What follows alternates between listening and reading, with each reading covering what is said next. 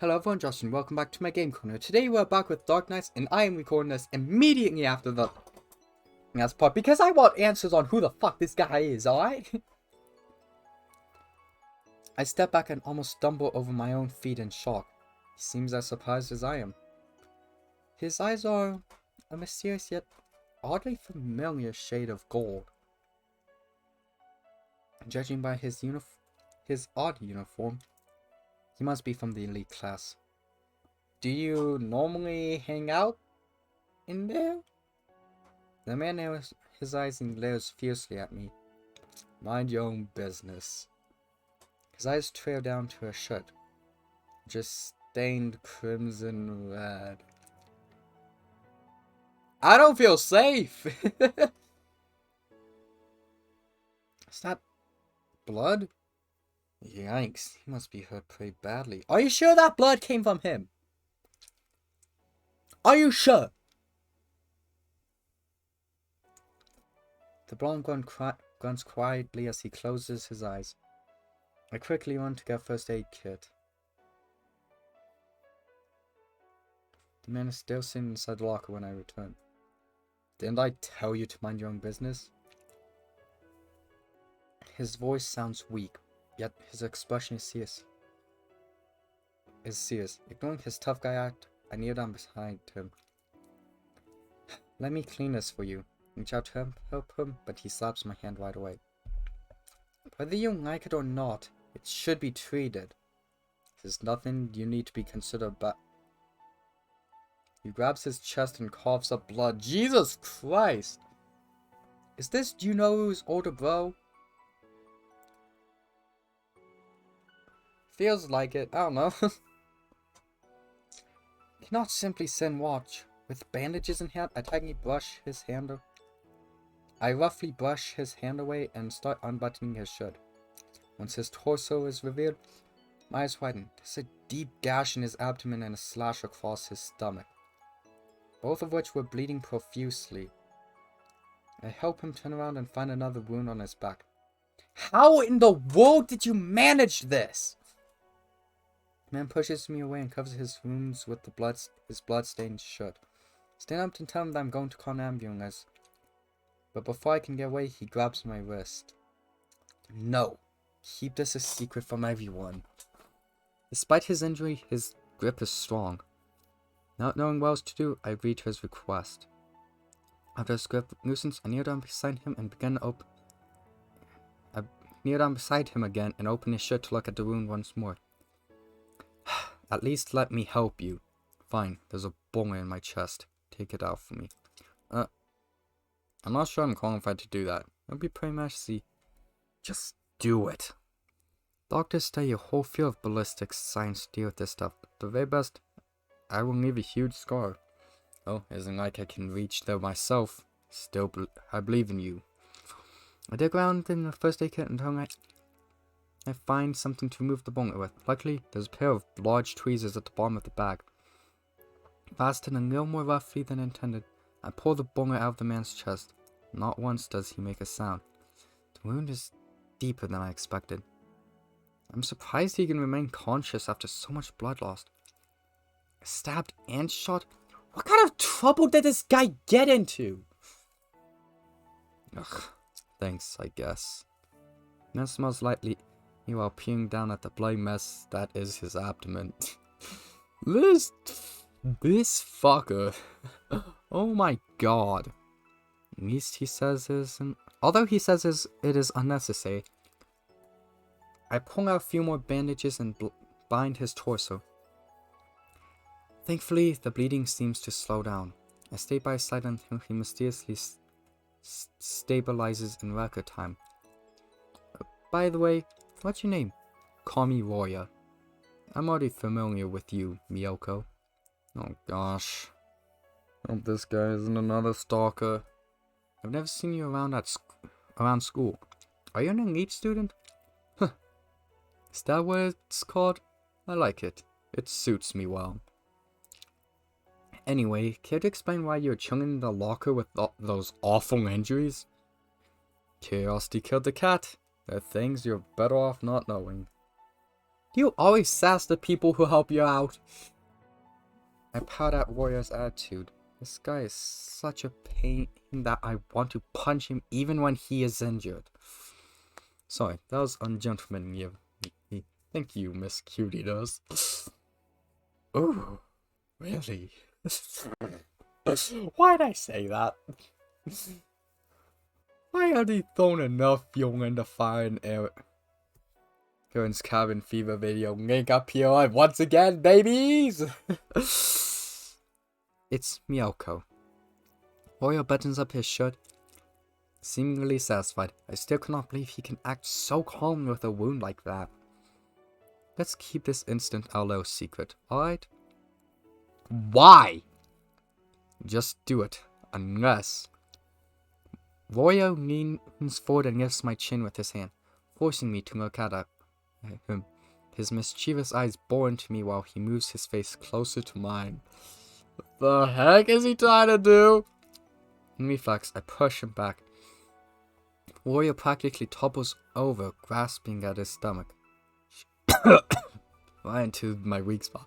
I think I'm going to die. Shit, I'm sorry. Just kidding. You're too easy to tease. Liz! Wow, you're a dick. Warrior stands up and fixes his jacket. His demeanor is completely different from earlier. These injuries are no big deal, you know. I was only pretending to be hurt to see how you'd react. Guess my acting skills are better than I thought. I don't believe that for shit. If we literally pulled a bullet out of his chest, that can't be fake. What the? This guy's a dick. I kind of wish I just stabbed him. I kind of wish I just stabbed him. That was just an act. This is nothing. It was fun messing around with you.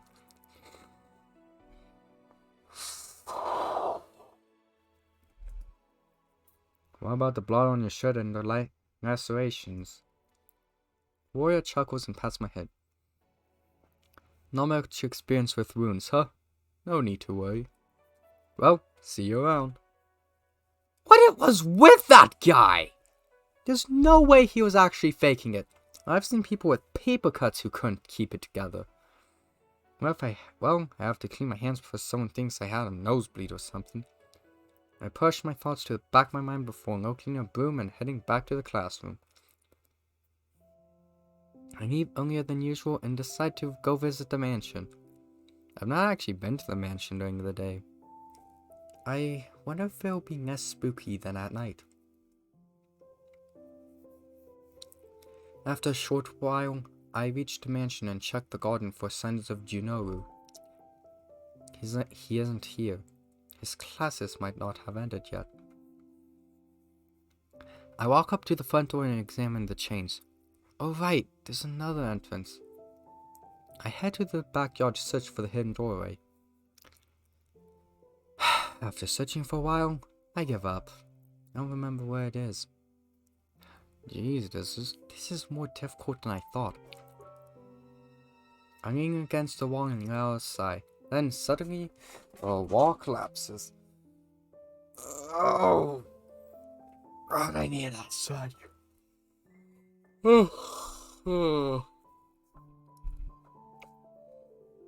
What? It can't be that heavy. Panicked, I peek at the rubble. If Juno finds out I've wrecked his home, he'll be so mad at me. But after a moment, I notice something. Wait a second. This isn't the passage, is it? Up here to make sure I am alone. If Juno is at home, I hope you won't mind getting a surprise visitor.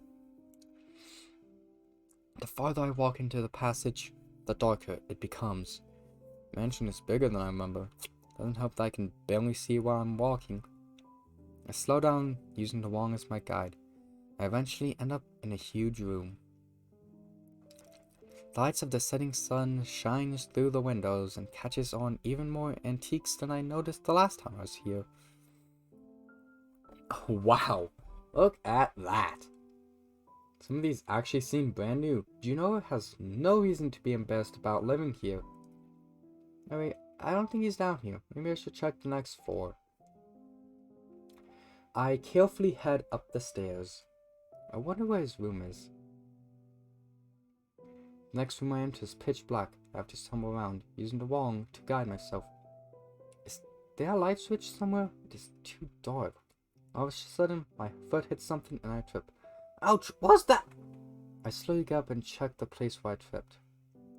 There is a small wooden box. I pick up and leave the room before taking a look at it. This box has such an interesting design. Excuse me. I freeze when I hear a familiar voice. Oh ho ho. I turn around. I see Junoro approaching. Oh, this is gonna be a mess. It's gonna be so fucking awkward. Oh, time to bite the bullet. Miss Miyoko. Cannot think of a proper reply. I do hope you realize I can see that you're hiding something behind your back. Junoro steps close to me. I stand to her eyes filled with curiosity. Sorry, is this yours? I tripped over a moment ago, and I was curious about why I was on the floor, so I promise I didn't look inside.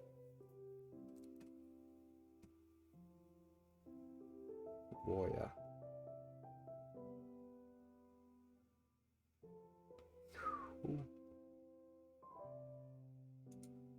Oh.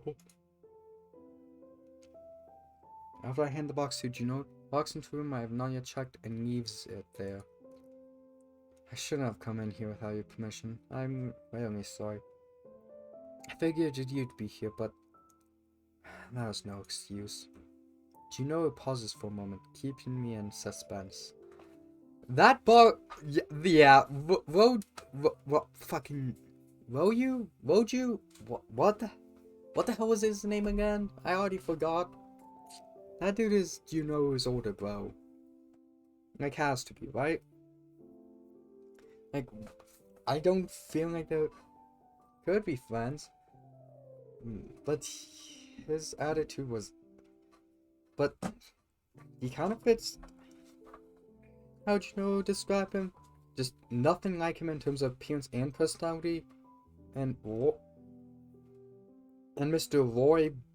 Yeah, whatever the hell. It was exactly like that. I saw that the wall was damaged on my way in. Did you have something to do with that, Miss Miyoko?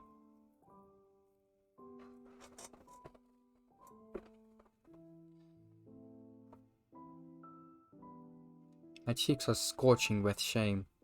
I look down to hide my face. No matter how long I wait, Juno remains quiet. When I dare to like him again, his flat expression finally falters to real mild amusement. Never mind the damage. I will have it fixed. I'm simply impressed you were able to find the passage on your own. Well, that is not to say you should not have waited for me instead. Juno smiles softly at me. Anyway. Would you like a cup of tea, Miss Miyoko? Sure, thanks. The two of us head downstairs together. While I make myself comfortable, Juno prepares the tea. I cannot help but feel a bit flustered. Even though I broke the secret passage and snuck in, he is still treating me like a guest. I don't deserve this. He's too nice to me. A few minutes later, he returns with a plate filled with cute teacups and desserts. Whoa, this is too much!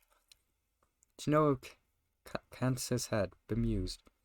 Do you not like it? That is not what I meant. I do like it. In that case, please, help yourself. Thank you. I don't know if I should be polite or give in to my appetite. My eyes wander to the desserts on the plate. They all look delicious. In the end, I cannot resist. I should have grabbed water before this.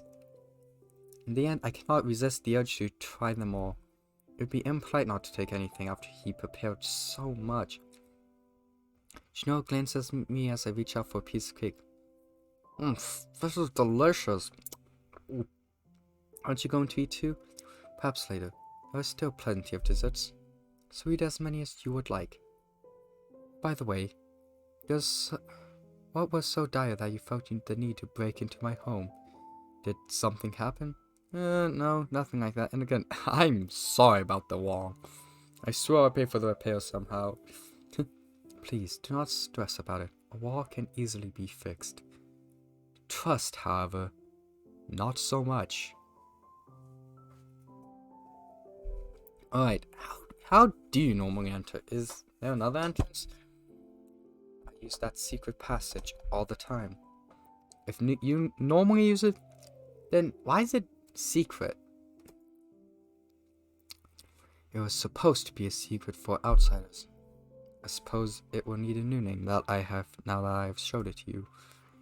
Do you know it takes two white why am I saying it like that? 2 white teacups from the table and pours tea into them. The fragrance of lavender fills the room. After thanking him, I take a sip from my cup. Did you manage to catch the demon last night? What? Of course I did. Do you know it covers his mouth to suppress a chuckle? I'll be back in like 2 minutes. I'm back. I got water. Almost coughed. Just coughed. Let's do this. Hey, what's so funny? I cannot believe you took me seriously. Huh? You didn't actually chase the demon then? It's not funny. I was really worried about you. I appreciate your concern, but you do not have to worry about me. Sure I do. I'd be sad if something bad happened to you. Do you know, blinks innocently, as if what I said was strange. He brushes it off with a soft smile. Where did you actually go last night then? Huh? You must deeply care about me. Well, I'm just curious, okay? It is a secret. I'm not spelling that out. I'm too lazy to. Oh, come on. You don't have to hide everything. Loosen up. My neck looks a little long. Does my neck look a little long? I don't think so. I mean, I don't think so, but it seems average, I guess. Whatever. Still not going to tell me, huh? Guess not. He chuckles amused, but keeps his mouth shut. After I reach out for another delicious piece of cake, do you know who walks away, his thoughts suddenly elsewhere? What's on your mind? I wonder, Miss Mielko. If it came to it, would you ever sacrifice your own happiness for others? Yes. Making others happy will make me happy. Me too? Then sure. Yeah, my happiness is very heavily influenced on others. Like, I care more about my friends' happiness than my own. You know, it's usual friendship drill. Suppose only you or they could be happy. Would not be selfish to keep it to yourself? I don't think so. We live for ourselves. That should be enough. God. Don't sing, Joshua! God damn it, get your mind out of Hamilton for 5 fucking minutes! Sorry, it's like that shit's just been on my mind for the past couple months.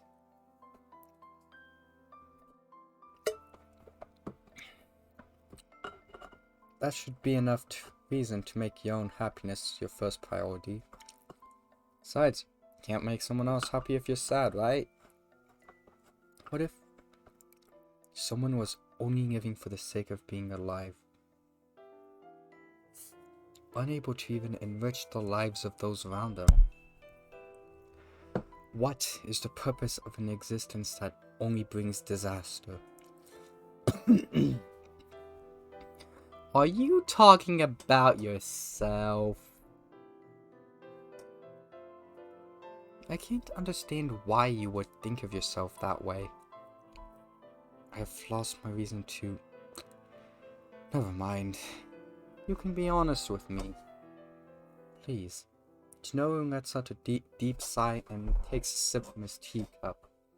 My brother has been acting in both of our best interests. Although I have not stopped him, I disagree with his way of doing things. At first he said we did these things to ensure our own happiness. But over time he has become delusional. He justifies everything by saying he does it for me. Have you told him how you feel? No. I simply do not want to make things more difficult for him. Still, he should consider how you feel too. Perhaps he would be better off without me. I am only a burden to him.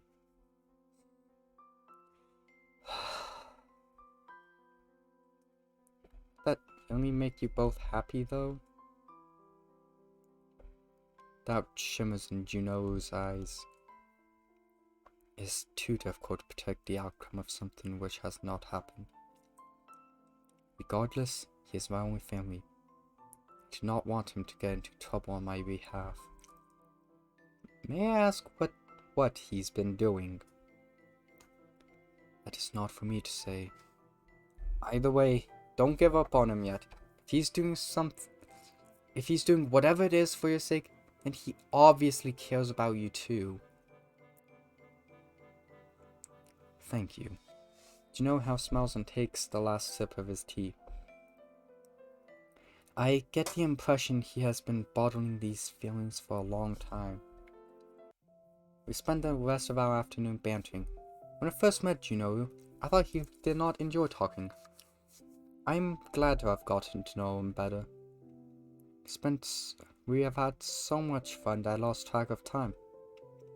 Although I want to stay even longer, the sky is already getting dark.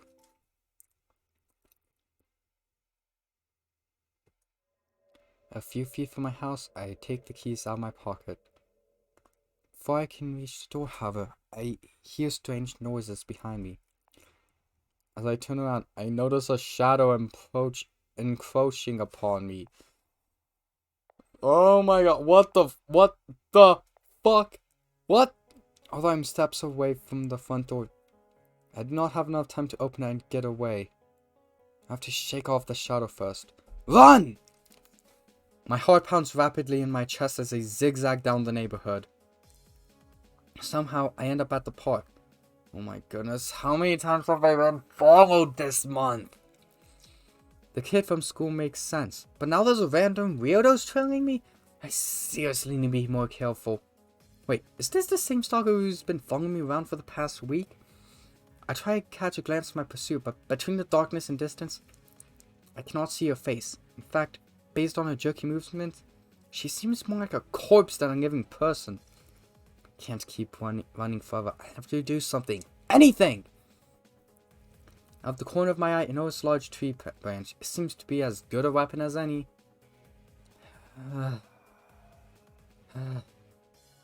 What do you want from me? Leave me alone already, you creep! Are you the one behind those disappearances? Hungry. My pursuer swiftly moves in front of me, her mouth wide open. She is really trying to hurt me. I can't hold back. She is close enough. I trip her by kicking her legs. She begins crawling towards me. When I try to move away, my leg is grabbed. Ah! Rotten, cold fingers dig into my skin as she leans forward to bite me. Panic jolts through me. I reflexively smack her head away with the tree branch. Even though blood begins oozing from her forehead, my stalker does not let go. Although I hit her again, she does not stop trying to bite me. I hit her once again, this time mustering as much strength as I can. She lets go of my leg and falls to the ground with a hollow plop. I pant, trying to catch my breath, and look at the scene before me. My heart nearly jumps out of my chest when I see the blood straining the tree branch. What have I done? What am I supposed to do now? A voice similar to the one from earlier calls out from nearby. Can't just stand around here any longer. I'm definitely not alone. I drop my makeshift weapon and make a run for it. It's nearly 10 p.m. when I reach my house. I'm not very hungry after what just happened, but I quickly prepare a small meal to make sure I keep my strength up. Can't believe how daring my stalker got. If they get up, who knows what'll happen to me. If they don't, I didn't kill them. Did I? Well, it happens, I have to report this to the police first thing in the morning. So I'd study before sleeping, hoping it'll somehow calm my racing mind. After a while, I fall asleep from exhaustion. Next day. Must have fallen asleep while studying. It's only Friday, huh? The break starts tomorrow. I have mixed feelings about it. Just don't know what I'll do with all the free time. I won't have my bed and put on my school uniform before going downstairs to make breakfast. Of course, I have to report the incident to the police. The person on the line tells me that they patrolled the park a moment ago, but they saw nothing suspicious there. There have been getting more calls about weirdos without any evidence. The demon room is suddenly returned to my mind. I haven't gotten much out of Genoa yet, but I'm sure I'm on the right track, even though the police don't believe me. I checked the mailbox. There's a huge stack of papers because I have not emptied it for a while. Leaving the envelopes and advertisements in a pile, take the newspapers to the couch with me. Myoji will not be able to mock me for not keeping up to date today. I browsed through the articles to find something more about the demon. Doesn't seem like anything else has happened lately. I spot a tiny a tiny advertisement on the corner of a page. Looking for vampire hunters. No experience required. Inquire if you're interested. These people sure are crazy. First they look for ghost exorcists, now they want vampire hunters? Just like ghosts and demons, vampires are only make-believe. Okay, why do I like to look at that? I go through all that sometime. Just to, for the fun of it, and practice, bullshit like that. This is the first time I've ever heard of talk about vampires being in the air. Seems like the rumors escalate by the day. Fuck it. Next they're gonna talk about werewolves or some shit. Jesus Christ. I continue browsing through the newspaper and find an updated list of missing persons. There's still no announcements of anyone being found. The list only keeps going. After finishing breakfast, I head to school. As usual, Ikuya greets me with a cheerful smile, and Myoji joins us a minute later. The three of us talk about our plans for the holiday before class starts. Has everybody prepared their homework? We'll start at chapter 7. They won't mind if I take a nap anyway. Once I wake up, I notice Ikuya waving at me with a worried expression. What? I see crumpled up paper balls on my desk. She must have tried to wake me up by throwing them at me. I gesture that everything is fine, and she smiles back. I look at the clock at the wall. The school day is almost at its end. Like usual, I have done nothing productive. With school finished for the day, the holiday break finally starts. Woohoo! Although I had planned on talking to Myoji, seems that he has already left. Ikuya must have told him to pack his things for the trip. God damn it, why'd I call it? Oh, fuck, bro. Oh, fuck. Hold 1 second.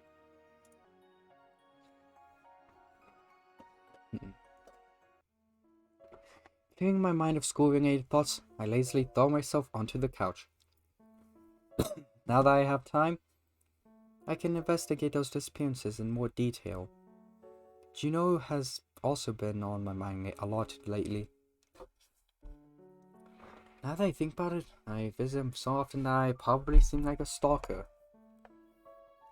I decide to go to the library. You would think I'm creepy if I run into him every single day. As I was along the route, I passed the Kenriji mansion. In broad daylight, it looks like just like any other house. I suppose that is why I never noticed it before. I couldn't resist passing by. I finally reached my destination. It's quiet. It's quiet uptown. God, fuck! Why am I in the Hamilton mood right now when recording a fucking video?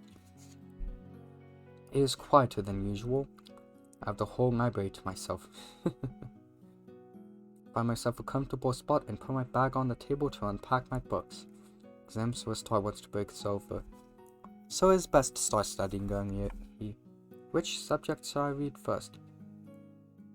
Since I have trouble with history, it is probably best to start with that. I sleep too often during class. I'm better focusing when I'm in the library rather than I am at home. Even though both places are quiet, the surroundings here help me stay in the studying mindset better. The first chapter is about the Kenriji family.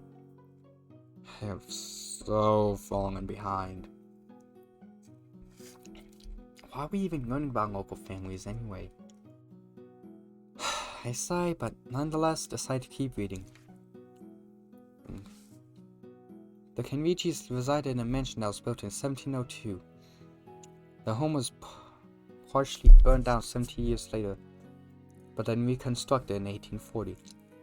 A librarian passes by and glances at what I'm reading. Ah, the story of the Kenriji family. Do you know a lot about them? Well, I've heard more rumors than facts. For instance, they were murdered by their fellow villagers because they were supposedly plotting something evil. They say if you pass by the mansion at midnight, you can hear the ghosts of the Kenriji family screaming for help. I've heard many versions of that story. I don't know what to believe. These stories were supposedly passed down from the villagers of that time period, but it very well could have changed over time. So who knows what's true? Besides, dead men tell no tales. I think by that quote, it is a good time to end this video. No, thank you all so much for watching. If you enjoyed this video, don't leave a like and comment down below what you'd like me to do next, because as you all know, I am open to suggestions. Plus, comments are good for the YouTube algorithm. And if you want to see more of my own content, subscribe and hit that notification bell so you know next time I upload. Thank you all so much for watching. As always, I'll see you all in the next video.